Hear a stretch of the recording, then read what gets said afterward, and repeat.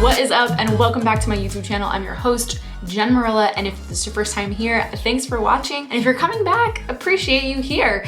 Don't forget to give me a thumbs up and don't forget to like or subscribe. Today, we're gonna be talking about a topic that you guys ask me all the time. You're constantly asking me, Jen, I wanna start a blog and I don't know whether to use my personal name or I wanna start a blog and use some other business name, right? Today, we're gonna dive into the things to consider when you're debating on which option to pick. And I'm very excited about this because, well, maybe I'm a little biased, but I promise I'll be fair, I promise. All right, you guys, so let's get into it without further ado.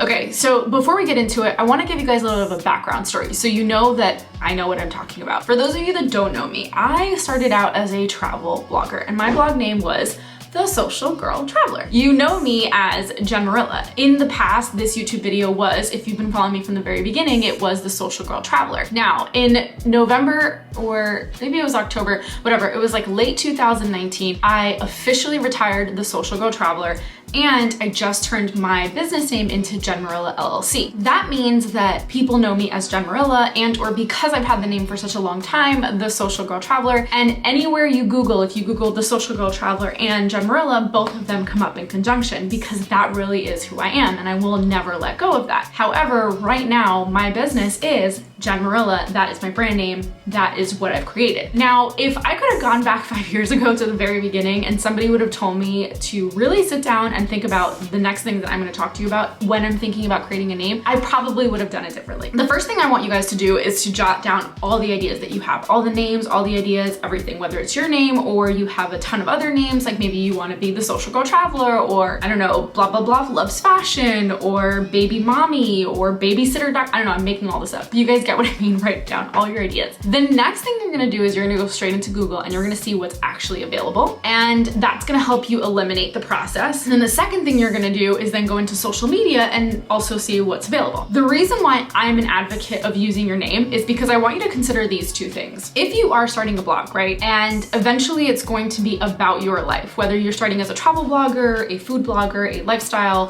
whatever type of blog that you are starting, if it is in reference to you and your opinions and what you want, then having your name in the name is probably going to do really well for you. Now, if you're the kind of person that doesn't like to share a lot of stuff, then yeah, okay, maybe make up a different name that is related to the type of topic or information that you're going to be talking about, right? But the reason why I'm such a fan of just using your name, you guys, is because if you seriously want to build a business out of your blog, like 5 years from now, you want it to monetize, right? Like you want to be a brand, you want to have companies work with you, you want to be on stages. It really depends on how far you want to take it. Then probably having your name is more to your advantage than anything else. So I think those are the two most important questions you want to ask yourself when you're figuring out whether to choose your name or to create a blog. Is one, how open do you feel sharing your life with the outside world? And two, how serious do you want to take your blog kind of thing? The reason why I say that is, again, because when you start out a blog, even though having a name is really cute and it's fun and it makes it easy, like as you get older, it's really hard to transition from that blog name to your name. Like you're kind of married to that for the rest of your life. In my specific case, The Social Girl Traveler is mine forever. And because I've been featured everywhere, like I've been on Forbes and Huffington Post and Oprah Magazine and just so many other places that no matter what, The Social Girl Traveler will always be attached to my name. And don't get me wrong, I love it. But I also think that it shows a different level of maturity. So the reason I decided to change my name in late 2019 was because I felt a level of immaturity with the blog name. Now, I didn't do enough research on my brand, which is the next thing I was gonna tell you, that if you choose to pick a blog name, is you wanna make sure that you're doing research on the tag words that you have in the name. So for example, when I chose The Social Girl Traveler, I chose the word social because to me, I was traveling for social impact, right? I was not just a regular travel blogger, I was traveling with clean water filters to developing countries, and I was working with nonprofits and social enterprises on the ground in these countries that I was going to, right? So for me, it was just like a no-brainer that you call it social, and that's what it was related to. Well, my friends, can I just tell you that it was a whole different ballgame when I started working with brands, because they were like, oh, you're the social girl traveler, you're Miss Social and you like to party and you like to go out. I mean, okay, I like those things too. That wasn't what the brand is about. So it's like not really conducive to what I was trying to help.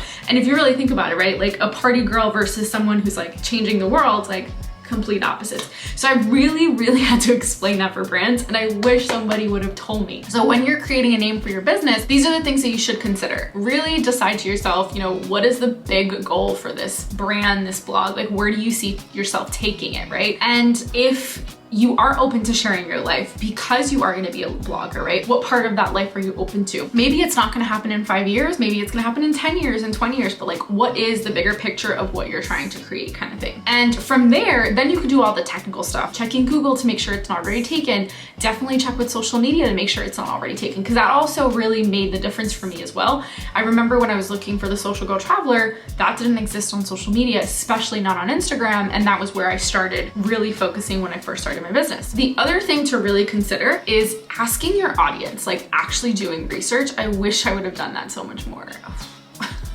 Like, ask your friends, ask your family, like, don't tell them what it's for. Just say the name of whatever it is that you want to start and see what their feedback is. See what they come back to you with, because you would be surprised to hear that what you think is, you know, equating to what you want to talk about, what your niche is probably the complete opposite of what people are thinking.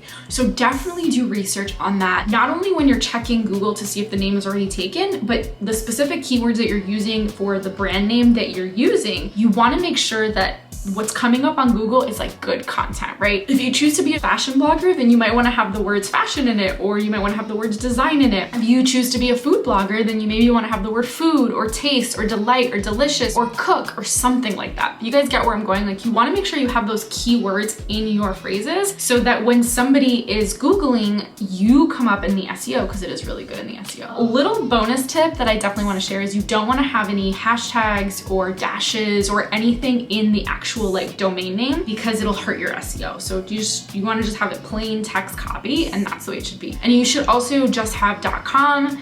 Try not to have .org or .net or anything like that, because obviously the most famous is .com. So it's just easier for SEO purposes and for your audience to eventually just pick you up naturally kind of thing. I think my biggest takeaway that you guys should really consider is, again, really deciding whether or not you are comfortable with being as public as you are on social media and just putting yourself out there, and what is the end goal of this blog. If you plan to take it serious and monetize it within the next couple of years, then probably having your name is probably going to be beneficial. Now, I have clients who are like, no, I don't care, it is gonna make money and I don't want my name.